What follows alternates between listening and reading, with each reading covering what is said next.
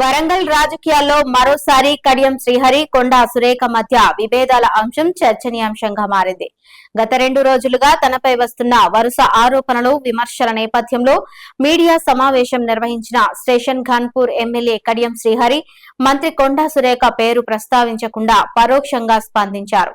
తనపై జరుగుతున్న ప్రచారమంతా పూర్తిగా అవగాహన లోపం వల్లేనని పేర్కొన్న ఆయన, వాస్తవాలను తెలుసుకోకుండా వ్యాఖ్యలు చేయడం సరైంది కాదన్నారు. తన వైఖరిపై ఎలాంటి అపోహాలు అవసరం లేదని స్పష్టం చేసిన కడియం శ్రీహరి, తాను ప్రజా ప్రయోజనాలకే కట్టుబడి పనిచేస్తానని వెల్లడించారు. సర్పంచ్ మొదలుకొని ఎంపీ స్థాయి వరకు వివిధ దశలలో ఉన్న ప్రజాప్రతినిధులు ఎవరైనా కూడా వారి గ్రామానికి సంబంధించి కానీ, వారి మండలానికి సంబంధించి కానీ, వారి నియోజకవర్గానికి సంబంధించి కానీ, లేదా ప్రజలకు సంబంధించిన సమస్యల పైన అధికారులను కలిసే అవకాశం ఉంది. తహసీల్దార్ని కలుస్తాము, ఆర్డీఓని కలుస్తాము, కలెక్టర్ని కలుస్తాము, హెచ్ఓడిని కలుస్తాము, సెక్రటరీని కలుస్తాము, పని కాకుంటే మంత్రిని కలుస్తాము, పని కాకుంటే ముఖ్యమంత్రి గారు కలిసి కూడా మనం ఎప్పటికప్పుడు నివేదిస్తుంటాం. విజ్ఞాపన పత్రాలు, వినతి పత్రాలు ఇస్తుంటాం. అది ప్రజాప్రతినిధులకు ఉన్న ఒక ప్రాథమిక హక్కు. ఇవాళ ఒక ఎమ్మెల్సీ కానీ, ఒక ఎంపీ కానీ, ఒక ఎమ్మెల్యే కానీ వాళ్ళకి పరిధులు లేవు. ఎవరి దగ్గరికైనా వెళ్ళొచ్చు, వినతి పత్రం ఇవ్వచ్చు, సమస్య వారి దృష్టి తీసుకురావచ్చు. అదే పద్ధతిలో ఆ ప్రోటోకాల్కు లోబడే స్టేషన్ ఘన్పూర్ నియోజకవర్గానికి సంబంధించిన చీపూరు, జీడికల్లు, నవాబ్పేట, మన మల్లనగుట్ట, మల్లికుదుర్ల, గట్టుమల్లన్న, తిరుమలనాథ స్వామి టెంపుల్, ఈ 5 దేవాలయాలకు సంబంధించిన చైర్మన్లను కూడా నా వెంట తీసుకొని కమిషనర్ గారు ఎండోమెంట్స్ యొక్క టైం తీసుకొని మా ఆలయాల అభివృద్ధి పైన మీతో మాట్లాడవలసిన అవసరం ఉందని టైం తీసుకుని వెళ్ళి వారి ఆఫీస్కి నేను వెళ్ళాను. వారి ఆఫీస్కి నేను వెళ్ళి ఆలయాల వారిగా వారికి మా చైర్మన్లతో రిప్రజెంటేషన్ ఇప్పించాను. ఇప్పించినప్పుడు వారు ఒక మాట అన్నారు, దేవాదాయ శాఖ దగ్గర నిధులు ఎక్కువ లేవు, కొంచెం మాకు కూడా ఇబ్బందిగా ఉంది అంటే, నేను అప్పుడు ఏం చెప్పానంటే, ప్రతి దేవాలయంలో అత్యవసరంగా చేపట్టవలసిన పనులు ఏమున్నాయో మీరు గుర్తించి ఎస్టిమేట్స్ తయారు చేసి నాకు ఇవ్వండి, నేను ముఖ్యమంత్రి గారి దగ్గరికి వెళ్ళి కొన్ని నిధులు తెచ్చుకునే ప్రయత్నం చేస్తానని చెప్పాను. నేను నా నియోజకవర్గానికి సంబంధించిన ఆలయాల గురించి మాట్లాడేనే తప్ప ఉమ్మడి వరంగల్ జిల్లా ఆలయాల గురించి కానీ, లేకుంటే తెలంగాణకు సంబంధించిన ఆలయాల గురించి నేను మాట్లాడను.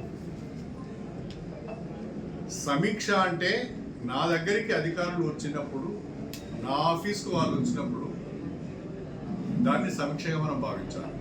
కానీ నేనే వాళ్ళ దగ్గరికి పోయినప్పుడు నేను అది రిప్రజెంటేషన్ ఇవ్వడానికి వెళ్ళినట్టుగా భావించాను. ఇది అవగాహన లోపమే తప్ప మరొకటి కాదు.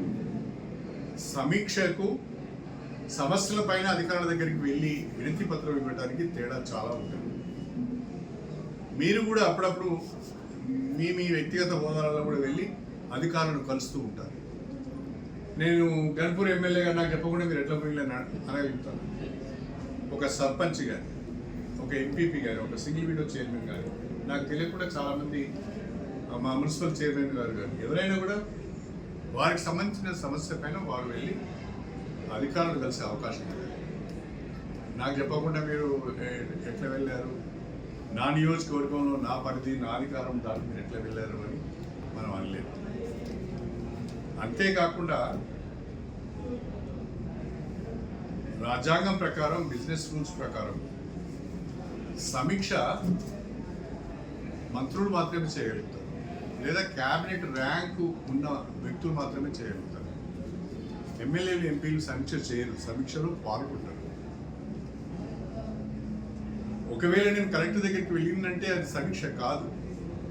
కలెక్టర్ నా దగ్గరికి వస్తే అది సమీక్ష అవుతుంది. నేను కలెక్టర్ దగ్గరికి పోతే అది రిప్రజెంటేషన్ ఇచ్చినట్టుగా. నేను నా నియోజకవర్గ ఆలయాల అభివృద్ధి గురించి, వాటి రిపేర్స్ గురించి, వాటి రెనోవేషన్స్ గురించి అర్చకులు లేరు, ఈవోలు లేరు. ఇది కొంచెం చూడండి అని చెప్పడానికి మాత్రమే కమిషన్ దగ్గరికి పోయిన తప్ప మొత్తము శాఖ పైన సమీక్ష నేను ఎలా చేస్తాను, నాకేమీ అధికారం ఉండదు. అలా అనుకోవడానికి కూడా అవకాశం లేదు, అలా అర్థం చేసుకోవడానికి కూడా అవకాశం లేదు. తప్పుగా అర్థం చేసుకోవాలనేది నా అభిప్రాయం. తర్వాత ఏదో పేపర్లో చాలా విషయాలు వచ్చినాయి. ఏదో ఎవరు కోరిపోయి సీఎం గారికి రాశారు, ఇంకెవరికి రాశారు, వివరణ అడగాలని అన్నారు.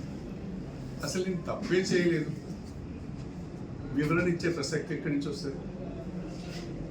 నేను ఒక యాజ్ ఏ ప్రజాప్రతినిధిగా నా నియోజకవర్గ సమస్యలను అధికారుల దృష్టికి తీసుకెళ్ళడానికి మాత్రమే వెళ్ళాను నేను. అది నా హక్కు. అది ఒక ఎమ్మెల్యేగా నాకున్న హక్కు. అది నేను ఎవరి అధికారాల పరిధిలోకి వెళ్ళలేదు, ఎవరి అధికారాలు కూడా తీసుకోలేదు. కాబట్టి ఈ రకంగా వార్తలు రావడం కొంచెం బాధాకరంగానే ఉంది. బిజినెస్ రూల్స్ నాకు తెలియదు కాదు. ఇన్నేళ్ల రాజకీయంలో చాలా బిజినెస్ రూల్స్ తెలుసు, చాలా క్రమశిక్షణతో కూడా ఉంటాను. నేను ప్రోటోకాల్ని కూడా గౌరవిస్తాను. మీరు చూస్తుంటారు చాలా దిక్కులో. నేను ఎక్కడికైనా వెళ్తే ఆపోనెంట్ పార్టీకి సంబంధించిన సర్పంచ్ ఉన్నా ఇంకెవరున్నా వాళ్ళతో కూడా కొబ్బరికాయ కూర్చున్నాను. అక్కడ నేను ఎక్కడ కూడా తేడా తీసుకురాను. కాకపోతే ఇలాంటి మన పనేదో మనం చేసుకుంటూ పోతున్నాం. మన నియోజకవర్గానికి సంబంధించిన అభివృద్ధి సంక్షేమ కార్యక్రమాల గురించి మన పనేదో మనం చేసుకుంటూ పోతుంటే రకంగా మాట్లాడడం కొంత బాధాకరం అనిపించింది. అది సరైనది కూడా కాదు అనేది నా అభిప్రాయం. ఈ మధ్యన కొంతమంది కొత్త అలవాట్లను నేర్చుకున్నారు. అభివృద్ధి గురించి పట్టించుకునే వాళ్ళు, ప్రజల మధ్యన ఉందని వాళ్ళు ఏదో ఒక కాంట్రవర్సీని క్రియేట్ చేసుకోవడం, ఆ కాంట్రవర్సీ ద్వారా ప్రజల్లో ఉండటానికి ప్రయత్నం చేస్తున్నారు. ఇది మంచి పద్ధతి కాదు, మంచి పరిణామం కాదు. కాబట్టి నేను ఎవరికి వివరణ ఇవ్వవలసిన అవసరం లేదు. నేను ఎక్కడ తప్పు చేయలేదు, వివరణ అడిగే పరిస్థితి కూడా రాదు. నా ప్రాథమిక హక్కు నేను ఉపయోగించుకున్నాను. అధికారుల దగ్గరికే వెళ్ళొద్దు అనేది నేను ఎక్కడ వినలేదు. ఇది మాకు తెలియకుండా మా శాఖ అధికారుల దగ్గరికి వెళ్ళొద్దు అనేది నేను ఎక్కడ వినలేదు. కొత్తగా వింటున్నాను. ఇది మంచిది కాదు. మనము అభివృద్ధి పైన దృష్టి పెట్టాలి, సంక్షేమం పైన దృష్టి పెట్టాలి. ఇవాళ ఉమ్మడి వరంగల్ జిల్లాకు వరప్రదాయిని దేవాదుల ప్రాజెక్టు. తీవ్రమైన వర్షాభావ పరిస్థితులు ఉన్నాయి. రైతులు వర్షాలు పడితే లేవో అని ఆగమాగమవుతున్నారు, ఆందోళన చెందుతున్నారు. ఇలాంటి పరిస్థితులలో ఈ రైతులను కాపాడాలి, రైతులకు సాగునీరు అందించాలి, దేవాదుల ప్రాజెక్టు ద్వారా నీళ్ళు అందించాలనే ఆలోచన ఎవరు చేయాలండి? ఎవరు చేయాలి? ఈ జిల్లాకు సంబంధించిన వాళ్ళు ఎవరు చేయాలి? ఇంకా ఎంజీఎం హాస్పిటల్లో రెగ్యులర్ సూపరింటెండెంట్ లేడు, ఎవరు ఆలోచన చేయాలి? సూపర్ స్పెషాలిటీ హాస్పిటల్ ఇంతవరకు ప్రారంభోత్సవం అయితే లేదు, ఎవరు ఆలోచన చేయాలి? వరంగల్ అండర్ గ్రౌండ్ డ్రైనేజీకి శాంక్షన్ వచ్చింది, దానికి సంబంధించిన ఎస్టిమేట్స్ తయారు చేసి టెండర్స్ పిలవాలి, ఎవరు పట్టించుకోవాలి? మనం చేయటానికి చాలా పనులు ఉన్నాయి. ఈ అనవసరమైన విషయాలలోకి వెళ్ళి మన టైం వేస్ట్ చేసుకోవాలి.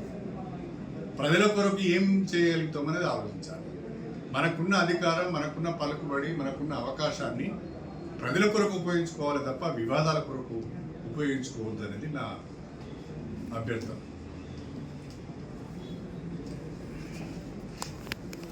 3 రోజులు మేత ఇచ్చారు.